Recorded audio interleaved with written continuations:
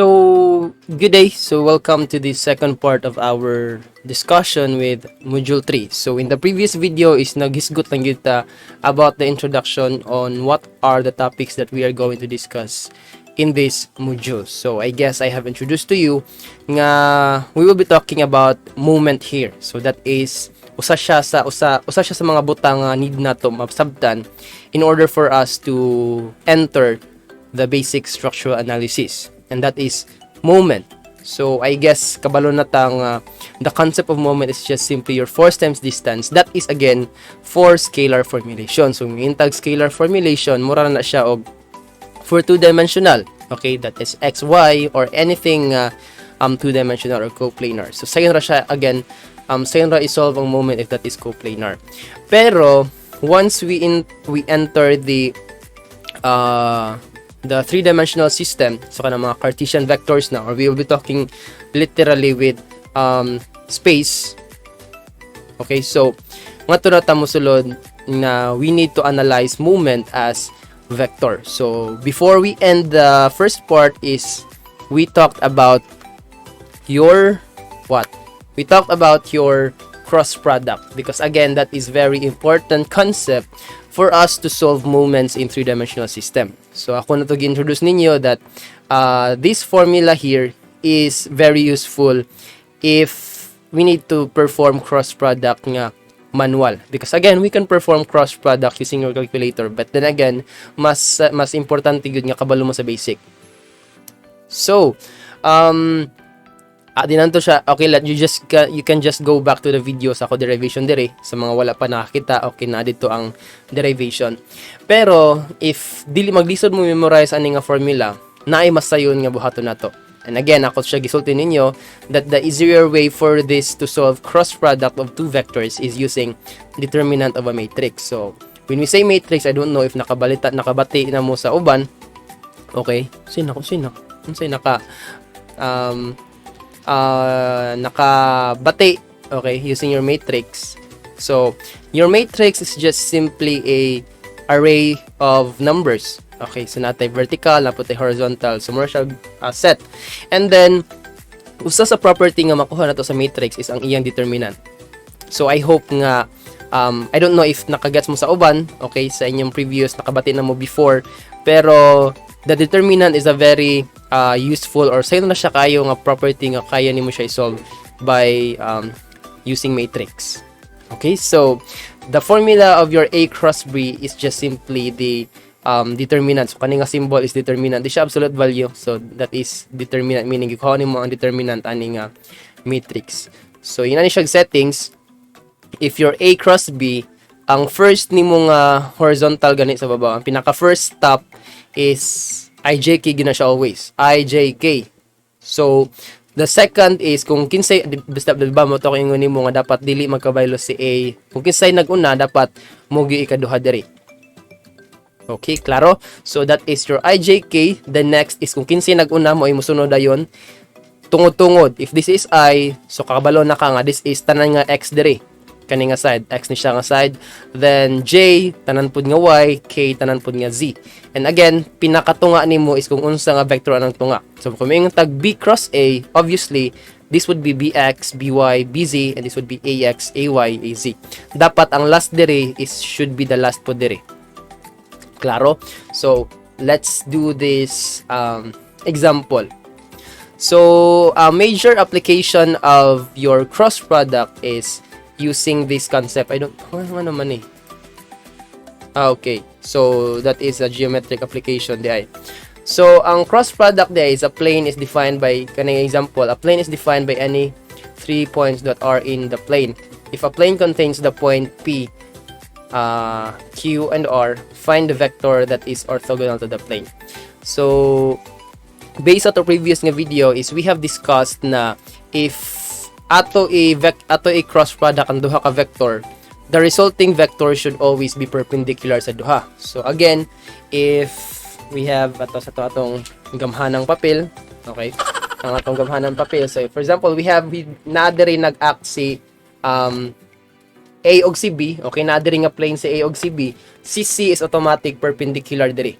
Okay, perpendicular sa imong plane. That is meaning orthogonal. Meaning orthogonal, that is simply perpendicular or normal to your plane. So, the question now is, how are we going to perform cross product? So, if we have here, wait. So, let's just copy here.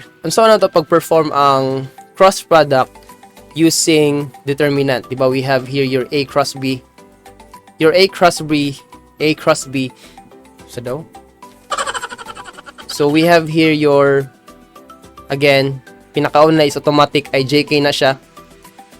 And then, your AX, AY, AZ, and we have here your BX, BY, and BZ. So, let's derive kanang formula sa babaw gani kanang AYBZ minus AZBY. So, let's derive that formula using determinant. So, unsa na to pag derive ang formula using determinant, or how are we going to perform determinant? Your determinant is just simply always nyo siya hinamdumi that determinant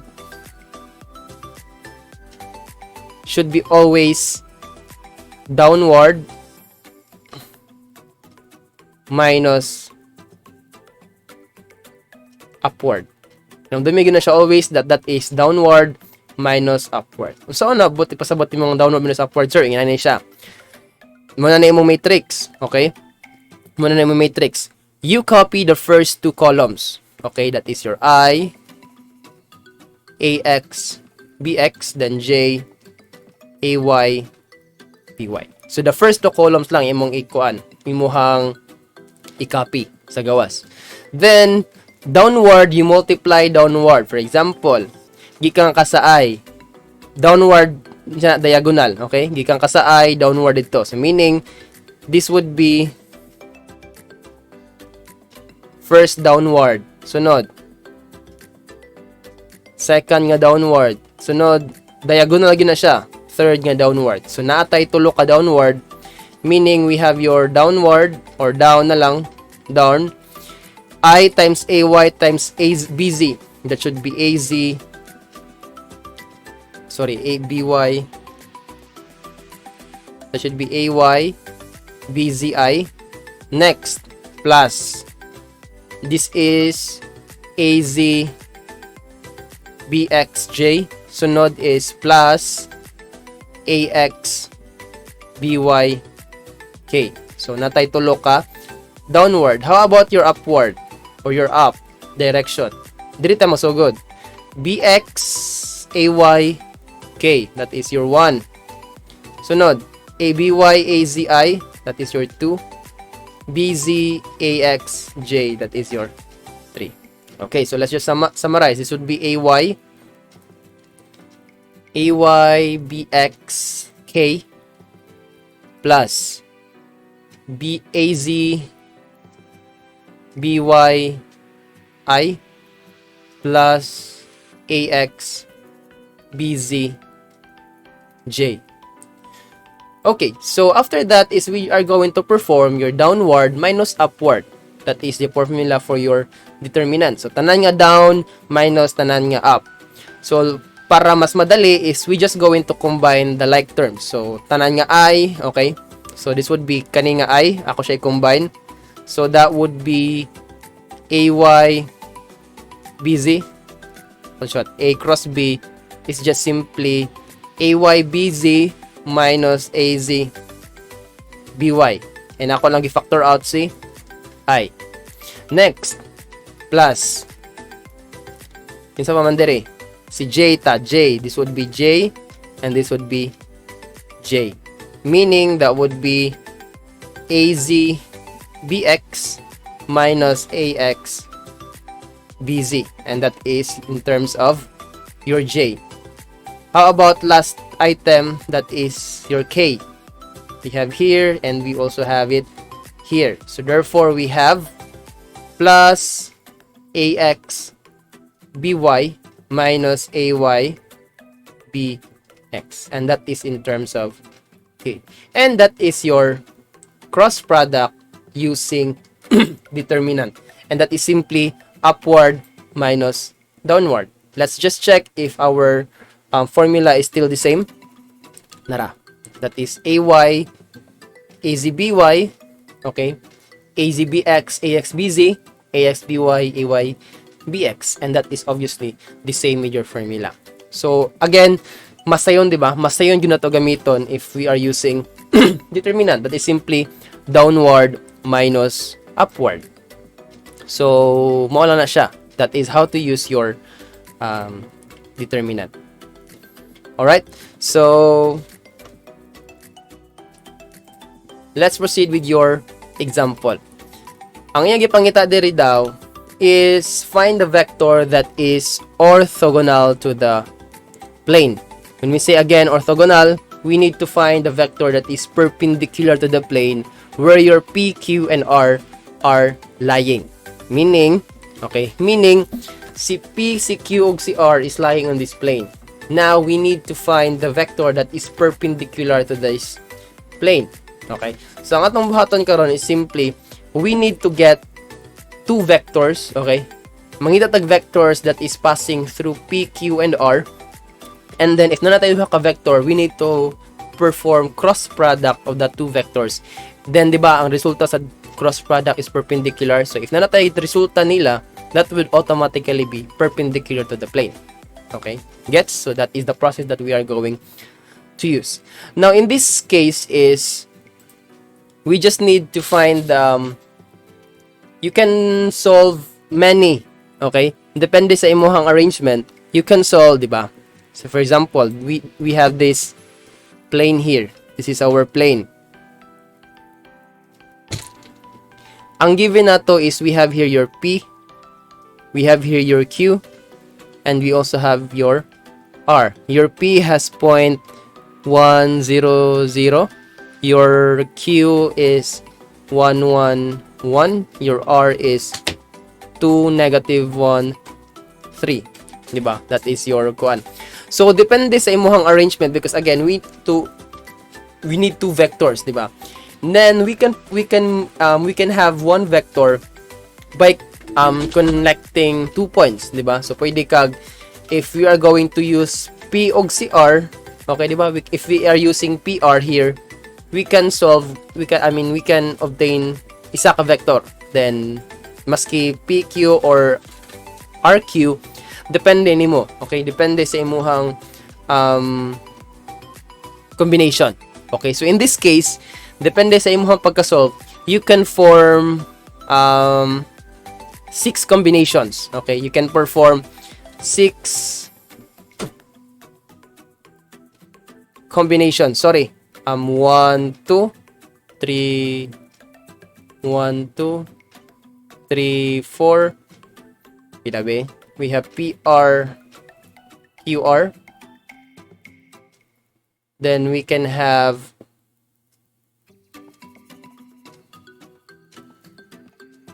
R, PQ, RQ. Then we can have PR, PR, QP. Okay? So, murag maora siguro ni ang, di ba, depende sa imuhang combination. So, base dere is nakay, wala naman siguro ilain. Nakay tulo ka combination.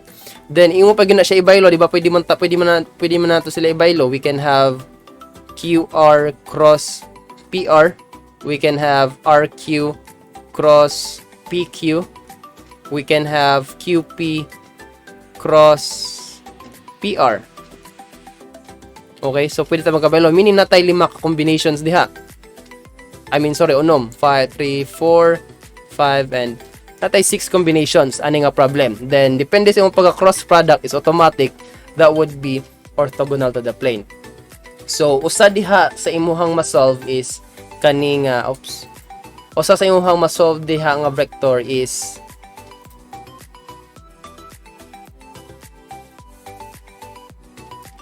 kaning vector. Okay, that is your vector 1. And again, napaka remaining 5 diha nga ma-solve. Okay, so that would be your practice problem, okay, to solve kung kinsang ang pila to ang mga Because again, we have 6 combinations, di ba? Natay 6 combinations ganina. Meaning natay 5 ka vector nga pwede move perpendicular or orthogonal to the plane. Then one of the answer would be V1. Okay, so depende, you are going to find out kung kinsa na nga combination, and then try to practice kung unsa pangalain ang pwede mo gawas nga mga perpendicular nga vector. Okay, who knows, basin mo gawas sa exam, I don't know.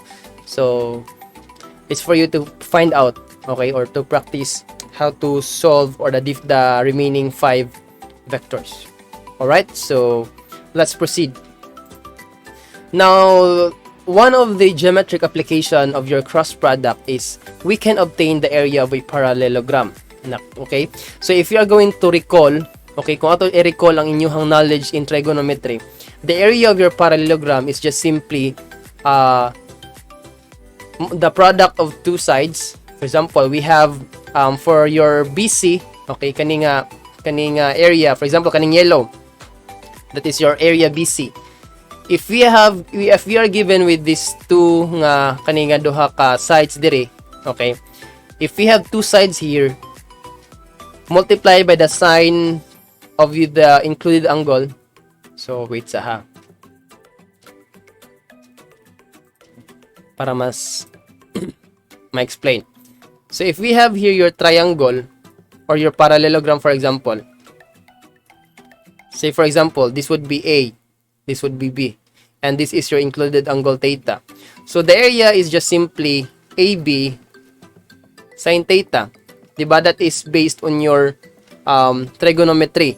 So please recall, if wala mo kabaluan na, if wala mo kabaluan na kanang formula, you review your trigonometry. Alright?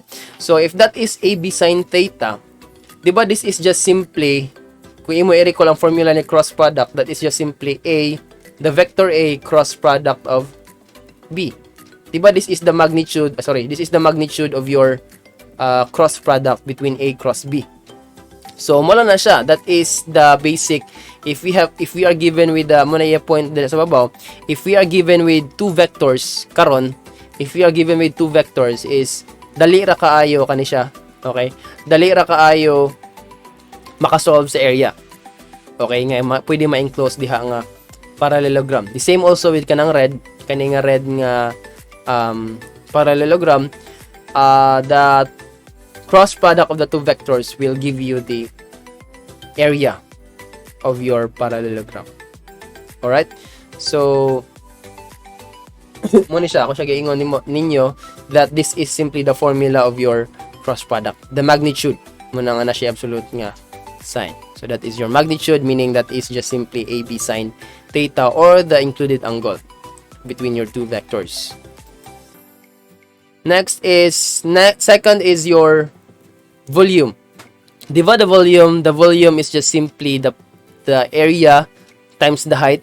Diba, if you are going to recall the formula of your volume, that's just simply the area of the base times height. Now, if you have already the area, katong ato na solve ko ganina, you are just going to perform that product of your height. So whatever, for example, if you are going to solve the area of this parallelepiped, whatever, suppose ang imong base dire is si BA, ang nahabili ni mga vector that would automatically be your height. For example, imo ikuha ang area ni BC, okay, kaning area dire, automatic kasi nahabili, that is your vector A. So sa imo i-dot product si A. So pwede na siya maka-interchange. Basta again, the process should be mag-cross product sa kag-usa, meaning you are solving the area sa usa ka side, and then you perform that product to solve for the volume of your parallelepiped. Alright, so that is your cross product. Now, we can use this volume fact to determine if three vectors lie in the same plane or not. So, kanina nga concept nga cross the volume of a parallelepiped, makabalo na ka kung if we are given with three vectors, okay, for example, natay three vectors nga ihatag, din mo ingon ang problem nga, unsa man nga mga tulo ka vectors, coplanar ba sila or dili? Yung tag coplanar, meaning along the same side. Okay? Kung yung tag coplanar, again, the same plane. Okay? The same plane. So, mayingon tag coplanar, meaning wala kay ma-form nga volume, di ba? For example, kaning paper, di ba? This is one single plane. Okay, wala kay depth. Now, if imo ko ng volume ani automatic this would be 0. Okay, although na siya thickness ng gamay, okay, but that is negligible sa atong concept dire. Wala na siya volume because again the vectors are coplanar. So in this case magamit siya nga concept. For example, the question is determine if the three vectors are coplanar. So kung saan mo pag-check, you solve the volume. Now, kani nga formula. Now, if pag-solve nimo ani nga formula is 0 ang mogawas, therefore, walay volume nga na-produce. So, yung tag walay volume na-produce, meaning nag-uban sila sa isa ka plane. Kagets? Okay, I hope that's clear. Because, the vectors that lie in the same plane will produce a volume of 0. Always remember that. Because, again, dili makaka-produce og volume kung wala kay depth. Diba? Meaning, kung naiusa nga mulahi, automatic mo to siya mahimo man to nga depth or height. Alright, so that is our concept to be remembered. Okay? So example, calculate the area of the parallelogram spanned by the vectors A and B. All units are in inches. Alright, so for using the given, we have vector A. Vector A is 3i minus 3j plus k. We have your vector B is equal to 4i plus 9j plus 2k. So mayroon kayo nga problem, volume, okay, I'm sorry, area. Diba sa atong cross product is dapat dili magkabaylo because A cross B, that is not equal to B cross A. That is why if you're going to recall the what you call this, the formula of your area ganina sa baba, di ba natay absolute value? Okay? Di ba naman natay absolute value ang gibutang ganina? Meaning, maski imo siya baliktaron, basta you are just concerned with the area, you are getting the absolute value. Meaning, for example, mabali nimo, mo negative man gyud siya, di ba? Because ang imong cross product is the same magnitude but opposite direction. So mo na nga mo negative.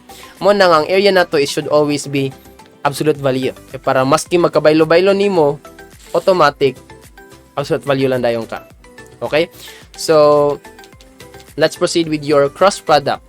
So, di ba your cross product is we are just going to perform kani. That is your I, J, and K. This would be 3. This would be 4. Negative 3, 9. This would be, naguna si A. This would be 1 and 2. So, again, copy the last, the first two rows or columns. J. 3, negative 3. This would be 4 and 9. So, down. Ako na siya diretso. This would be negative 6i. This is 4j. This is 27. Okay. Therefore, ang atong upward is, downward 27. Okay. Ang atong down is negative 6i plus 4j plus 27. Okay. How about our upward? This would be negative 12k. This is 9i. And this is 6j. Therefore, our up is equal to negative, kung I? This would be 9i plus ang atong j, that is plus 6j. This would be minus 12k. So, the area, alright? The area is just simply,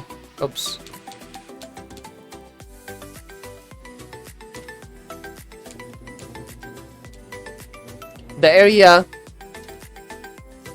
is just simply the absolute value of your A cross B. And that is just simply the absolute value of your down minus up. Diba? That is our formula kaganina.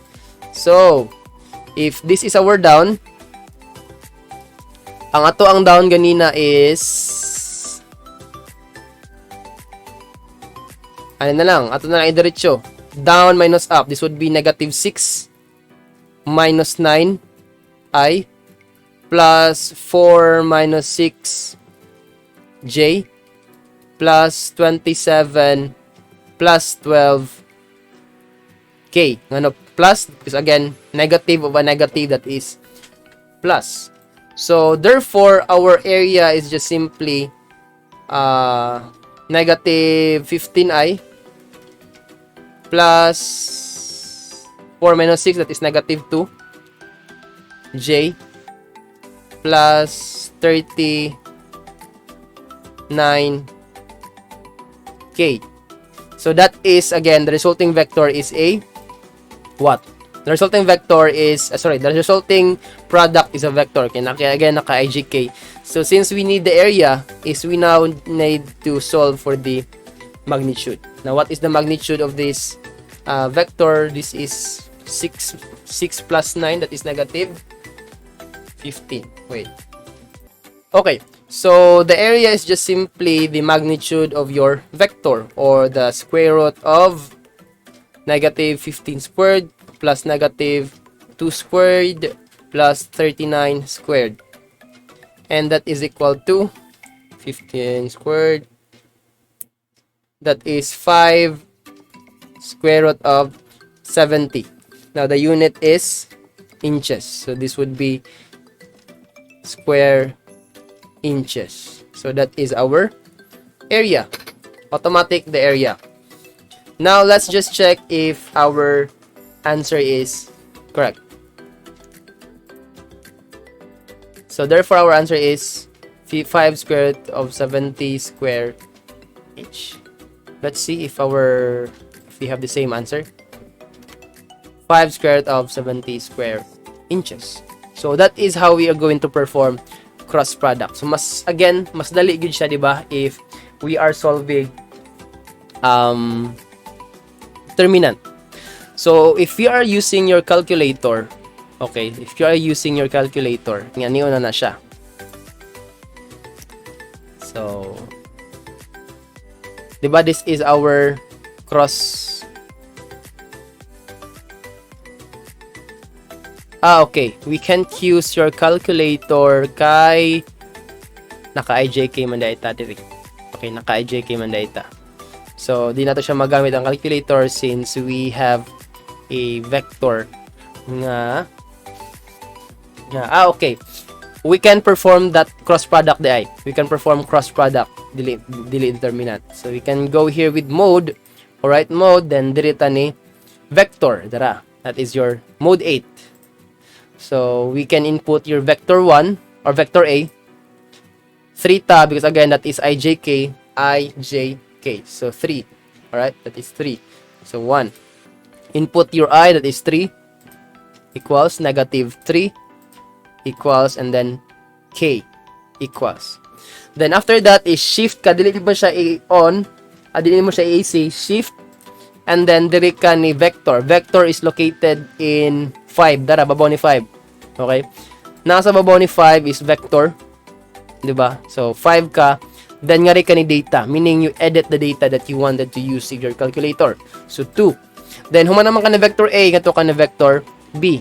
That is 2. The same gihapon. That is 3 dimension or XYZ or 3 axis. So, input your vector B. That is 4, 9, and positive 2. So, all clear or AC. Now, to perform your cross product, is just simply mura. You go to vector, itong 5, babaw, shift 5. So, magawas dire, then input ka ni 3, that is vector A. Then, cross meaning multiply. Then, kinsa pa tong usa, vector B, that is 4. Shift 5 lang. So, automatic, the answer is 15 negative 2. Let's see kung parehab ang answer na to. That is 15 negative 2 and positive 39. So, our answer is correct. But again, we need the magnitude, diba? We need the magnitude so we just need to get the absolute. Kakita mo na yung absolute, kaning babaw ni hyperbolic na function. Diba na yung abs? Sana all na ay abs. Alright? So, that is your 6. So, babaw niya ay hypotenuse. So, shift. Then, 6 or abs. Then, nga to ka ni shift 5 vector. Nga to ka ni imo balik pwede po ka mag-vectans, okay, pwede ka mag-vectans or para mas safe nga to na nakabalik ni vector A cross vector B.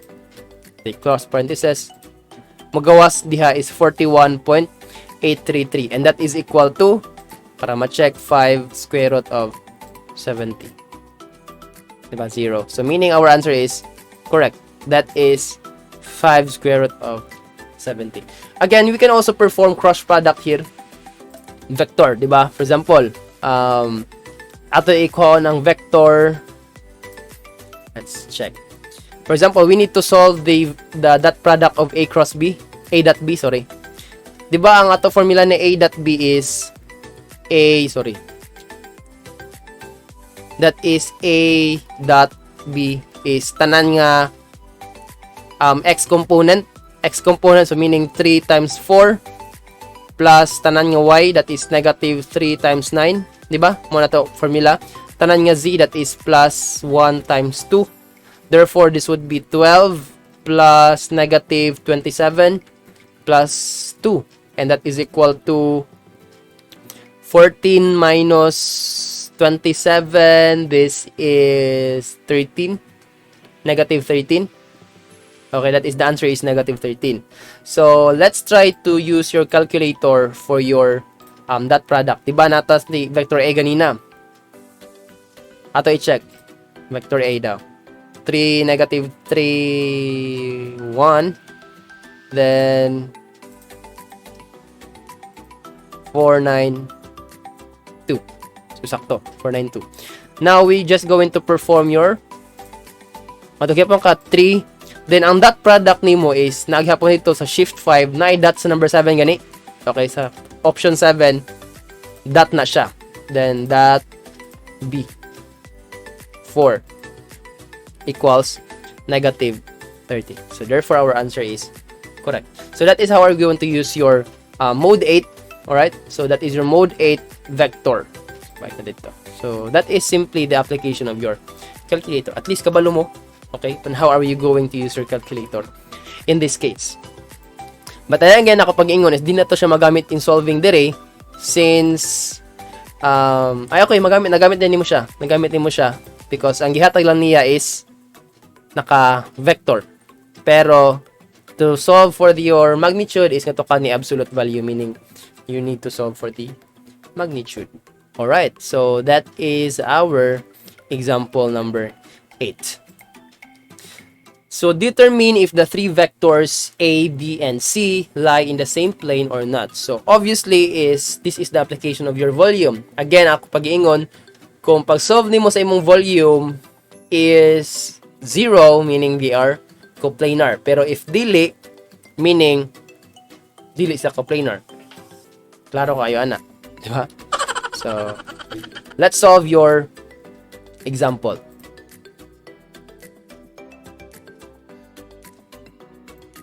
So, based on your example here is, we have A. Your vector A is equal to 1, 4, and negative 7. We have your vector B that is 2, 1, negative 1, and 4. Your C is 0, negative 9, and 18. So, di ba ako gingon nimo is pwede siya magkabaylo-baylo as long as na i-cross na poy dot. So, pwede ka again, pwede siya. You can try any combination. Pwede ka mag C cross A tapos imo siya i-dot product ni B. Pwede na siya. Pwede po ka mag A cross B niya. Then, imo siya i-dot product ni C. Pwede po na siya. Okay? Then, I'm not quite sure if the result is, since the volume man, meaning absolute value gihapon ta. Yeah, since absolute value man gihapon ta, I mean volume man gihapon ta, so you need to solve for the absolute value para wala tayong negative. Since wala man tayong negative ng volume, di ba? So, again, pwede siyang magkabaylo-baylo. So, in this case, we are going to get the cross product first and then you perform that product here. So, muna na siya.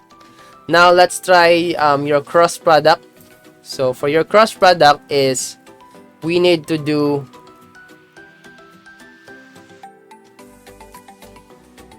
A cross B. This would be I, J, K, 1, 4, negative 7. Then 2, negative 1, 4. Actually, namin mabantayan later. Okay, namin mabantayan as we go along. So, this would be 16I. This is, when ako i-copy, this would be I1, negative 2. This would be K, negative 7. Sorry.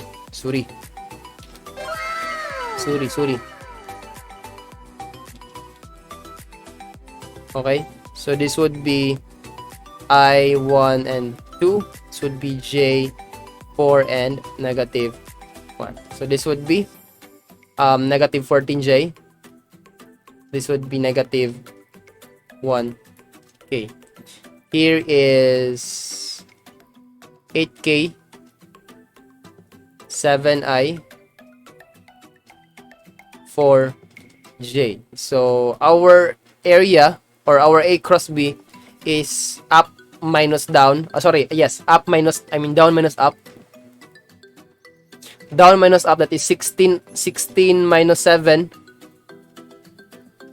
I plus negative 14 minus 4 plus negative K minus 8 or 1, negative 1 K. This is in J. Therefore, this would be, saan siya? 16 minus 7, that's 9. 9I plus minus 18 J minus 9K. Then, we are going to perform A cross B. Ako siya i-dot product ni C. So, therefore, this would be 9. Pila ang I ni C? C is 0 dara sa babaw. That is 9 times 0 plus 18, negative 18 times negative 9 plus negative 9 times 18. Therefore, this would be 0. Positive 18 times 9, di ba? This would be positive 18 times 9. This would be negative 18 times 9. So, obviously, this would also be 0. So, therefore, our A cross B, that's C, or our volume is equal to 0. Therefore, they are co-planar. Diba? Based ito na solve is co-planar man sila. So, that is our solution. Pero ato ako gingong ganina nga namin mabantayan is pwede na mo dili mo mag cross dire tapos inyo na po i-multiply ang mga components to perform that product. Pwede ra na siya actually nga ang imong i-dot product is mo imong unahon dire sa babaw. Instead of IJK, meaning ang resulta man gud dire, ang inyohang IJK gud dire, your A heads up na lang ni siya. Actually, in the later nga discussion pa ni siya. Pero your A cross B dot C. Okay, C tapos dot A cross B. That is just simply your CX, CY, CZ, AX, AY, BZ. AZ, BX, BY, BZ. So, kung mag-dot product ka, instead nga IJK diri mong isuwat is ang iyahan ng components diri. Okay? Components na dahil imo isuwat diya sa babaw. Instead of IJK, naka-components na siya. That is murag medyo shortcut siya sa imuhang kanang combination of your dot product and cross product. Okay? Kay ang gibuhat man gud actually sa cross product is you are, anyway, we will discuss that later na lang. Pero mo lang ni siya. If you are going to use this formula, okay, instead of IJK, you will arrive with the same value that is 0. Okay. Now, let's just check if our answer is correct. Kung planar ba gid siya. And we are correct. the volume is equal to 0, so they are coplanar forces or coplanar nga vectors. Alright, so for your assignment 4, you solve this problem. Okay, nino sa kilid. So this is all about cross product and movement, your scalar formulation. Before we proceed with our third part, that is your moment in 3 dimension or moment in vector formulation. Alright, now for your assignment is, I'll just be going to announce the, I guess that is just the same instruction for your previous assignments. Alright, then see you in our next video. Alright, so see ya.